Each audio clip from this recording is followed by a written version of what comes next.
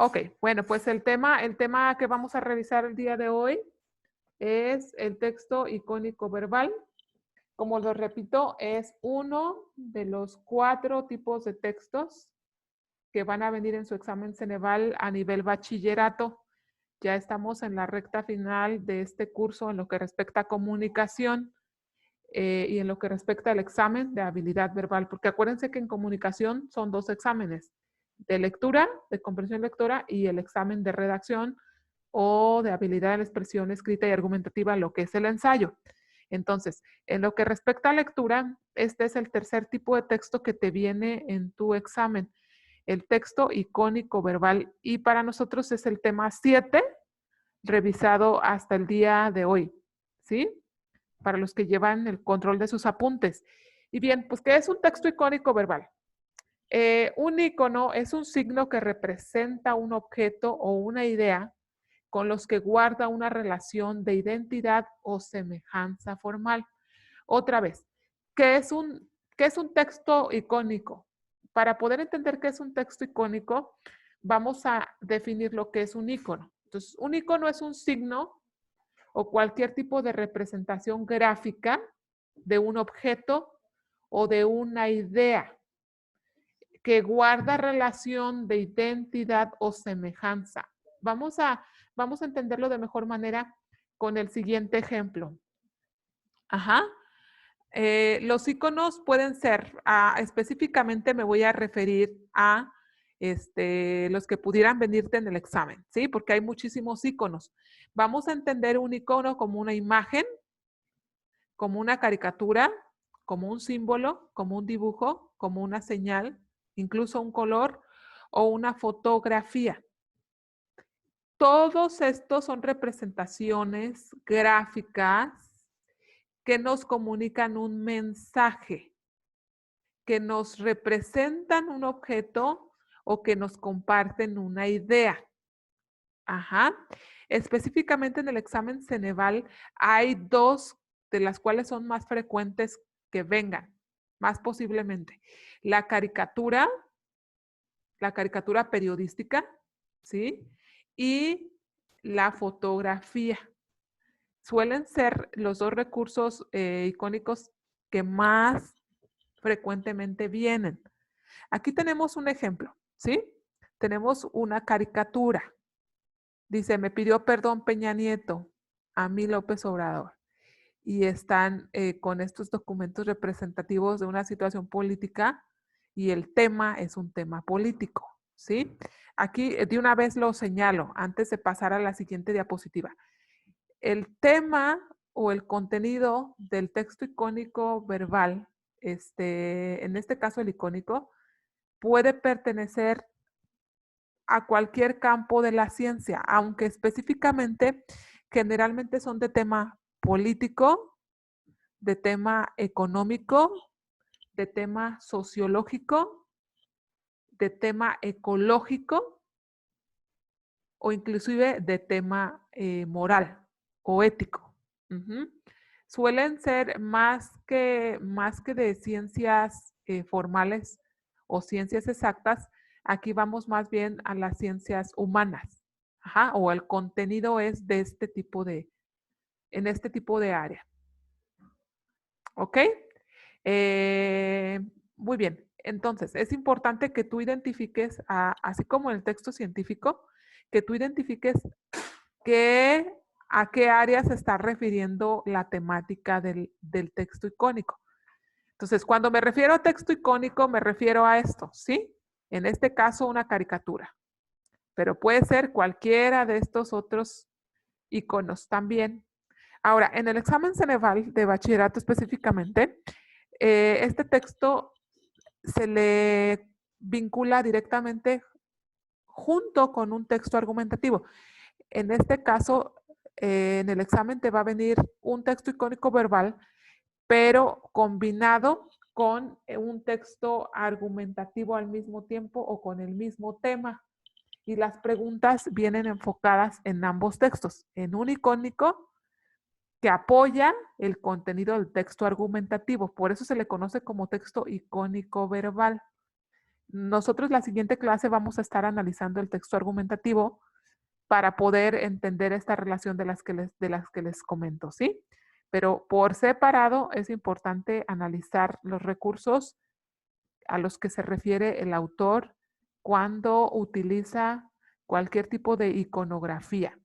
Y como ven, pues si analizamos esta caricatura, hay un mensaje, hay una temática. Miren, cada elemento representado aquí, ahorita estoy analizando el gorro, la mafia del poder. Cada elemento representado, cada detalle de la caricatura siempre va a tener un mensaje. Y tú tienes que saber leer las caricaturas o leer cualquier tipo de representación iconográfica. ¿Y a qué se refiere con saberlo leer? Pues desde luego entender el sentido de las viñetas que tenemos aquí, ¿sí? Saber analizar los gestos, las expresiones, los tropos que están presentes, ahorita los vamos a ver, las figuras retóricas que están presentes y desde luego el mensaje que te quiere comunicar el autor. ¿Para qué? ¿Para qué el autor utiliza iconografías en vez de utilizar un lenguaje claro, directo y formal? Bueno, pues a veces hay cosas que no se pueden decir con claridad porque estás en riesgo tu misma vida. ¿Me explico? Hay otras cosas que se prefiere, hay cosas o hay temas que se prefieren tratar de manera subliminal, de manera implícita, utilizando un significado connotado de la palabra para poderte deslindar de la responsabilidad que implica. ¿Me explico? Nosotros hemos visto como, por ejemplo, la caricatura periodística en México, culturalmente hablando, es muy, muy representativa de los medios de comunicación que muchas veces ven amenazada su integridad y que nosotros hemos visto cómo en los últimos años hemos sido víctimas de la vetación a los medios de comunicación, de la intimidación, en donde no se puede hablar con libertad de algunos temas, porque al siguiente día puedes amanecer muerto, literal. Entonces, esto es más que un simple dibujito.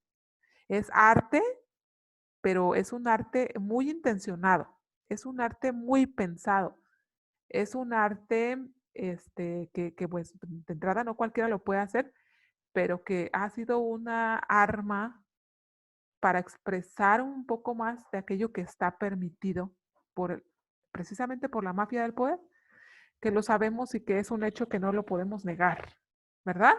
Muy bien. Entonces, en la otra connotación del concepto iconografía o desde otro significado, todos estos son iconos, son símbolos, son representaciones de un objeto, de una idea, pero obviamente no nos vamos a enfocar a ellos más que a los que les estoy comentando, que son los que vienen en el examen. El cartel iconográfico, por ejemplo, también a veces es retomado en el examen, el cartel iconográfico, como en este caso, ¿sí? Pero parece más fotográfico que cartel, ¿verdad? Parece más una fotografía en algunos casos. Bueno, en este caso, en este sí se ve que es un cartel como tal. Pero grábate bien eso. Generalmente te vienen caricaturas o fotografías y pudiera ser en algún caso algún cartel publicitario, ¿sí? Ok. ¿Cuál es el propósito comunicativo del texto icónico verbal? ¿Para qué se utiliza? ¿Con qué intención? ¿Con qué propósito? Pues puede ser que el autor quiera criticar una situación, literalmente, ¿verdad? Quizás su intención sea concientizar, crear alguna reacción de tipo reflexiva, quizás sea exhortar, eh, regañar, llamar la atención. Quizá quiera denunciar, es decir, exponer o sacar a la luz algo que estaba oculto y que nadie le hace caso y que nadie voltea a verlo. Esa es la denuncia a través de un cartel. Hay veces que las caricaturas tienen esa cualidad y esa intención de sacar a la luz problemáticas políticas, sociales que se mantienen debajo de que nadie habla de ellas, que todo el mundo las ignora, que no se hace nada al respecto. porque preferimos a veces, en el caso de sobre todo las autoridades, hacerse de la vista gorda, que no pasa nada y deslindarse de responsabilidad. También puede ser persuadir, convencer, disuadir, desconvencer, eso ya lo hemos visto también, o también incluso satirizar, burlarse. En el caso de los caricaturistas contemporáneos, a veces sí son muy crudos, la verdad, sí sí se les pasa la mano en el sentido de la sátira, porque suelen también abusar del lápiz para resaltar defectos en algunos personajes o en algunas situaciones que no son de su total agrado, ¿sí? Por ejemplo, un caricaturista de izquierda satiriza al de derecha, ¿sí me explico? Más si el medio de comunicación al que pertenece es de un partido, pues van contra todo, con todo el peso en contra del partido opositor. Entonces, la sátira se tiene que usar con mesura, se tiene que usar con cuidado, se tiene que usar eh, muy, muy atinadamente, porque si no, sí puedes correr el riesgo de caer en la subjetividad y obviamente, pues, este tipo de periodismo no nos interesa, ¿verdad? Y en otro caso, también la caricatura busca divertir, busca recrear al lector, busca presentarle una problemática social, política, económica, con un tinte jocoso, humorístico, que le permita verlo desde un enfoque más relajado, menos formal y divertirlo, así de simple, ¿sí? Y divertirlo. Entonces, esos son algunos propósitos. ¿Pueden haber otros propósitos? Sí, sí. Por eso es que es importante que tú estés aprendiendo vocabulario y que estés investigando cada vez que te enfrentes a un concepto nuevo. ¿De acuerdo? Muy bien. Ahora, ¿cuáles son los elementos que tenemos que analizar en los textos icónico-verbales? Primeramente, las figuras retóricas que están presentes en cada elemento, los tropos.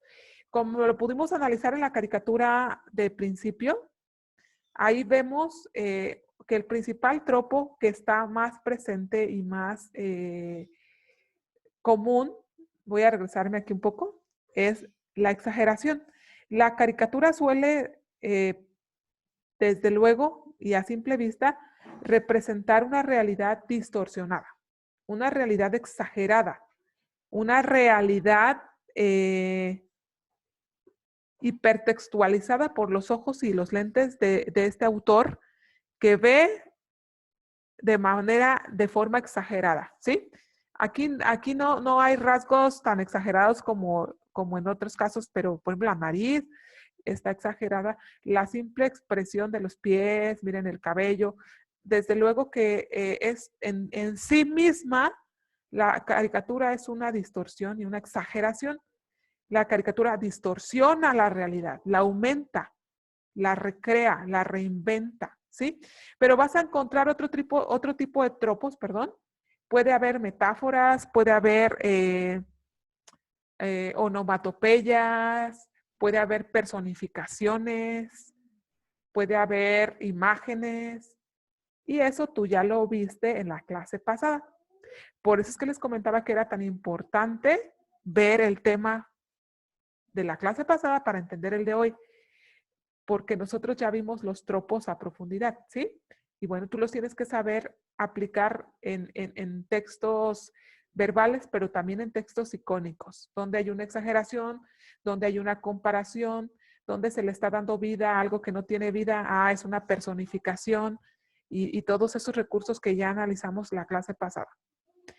Tenemos que poner atención a las expresiones en viñetas, como se los comentaba en un principio. ¿Qué están pensando, qué están hablando los personajes? Eso es muy importante, ¿sí? Ahí mismo vamos a atender y analizar las onomatopeyas. Acuérdense el sonido de las cosas en vez del nombre de las cosas, se mencionan por su sonido, se hacen referencia a ellas por su sonido. Las expresiones faciales de los personajes que están expresando alegría, dolor, indiferencia, ¿qué expresan? Si hay símbolos, los símbolos son universales. Acuérdense que un símbolo es universal. Por ejemplo, el símbolo de pesos. En cualquier parte del mundo sabemos lo que significa el signo de pesos, el símbolo de pesos. Entonces, esos son símbolos que son muy utilizados en las caricaturas también o en las fotografías, en los textos icónicos. Los estereotipos. Estereotipos son representaciones universales de algún concepto, de alguna idea.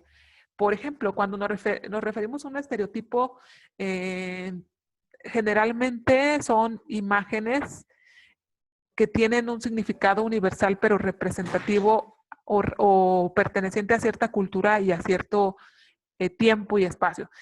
Por ejemplo, en México, un estereotipo del mexicano en el extranjero a veces es el nopal, ¿no? El nopal representa un estereotipo del mexicano.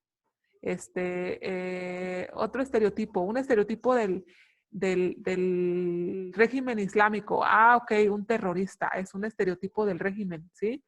Un estereotipo de la política actual en México, un cerdo, ¿no? Algo corrupto, algo sucio. Esos son estereotipos, son representaciones universales que hacen alusión a algo que todo el mundo entiende. Ajá. Y del mismo modo, las tendencias contemporáneas. Es muy común que este tipo de textos haga referencia a situaciones que están pasando en el momento, a temáticas actuales, a temáticas que están de moda. Por ejemplo, ahorita sería muy común que las caricaturas y este tipo de textos trataran asuntos relacionados con la pandemia. Ajá. Y pueden hacerlo de manera gráfica o quizá con un pensamiento, quizá con un símbolo, pero se hace mucha referencia a este tipo de tendencias contemporáneas, ¿sí? Es un elemento muy presente en las caricaturas que tenemos que analizar y que cuidar. ¿De acuerdo? Muy bien. Pues este tema fue muy corto porque lo aventajamos la clase pasada. No obstante, es importante que cuando lo revises tengas a la mano el apunte de los tropos o el tema de las figuras retóricas para que lo puedas entender de mejor manera, ¿sí? Vamos a la actividad y respecto al tema sería todo por hoy, ¿ok?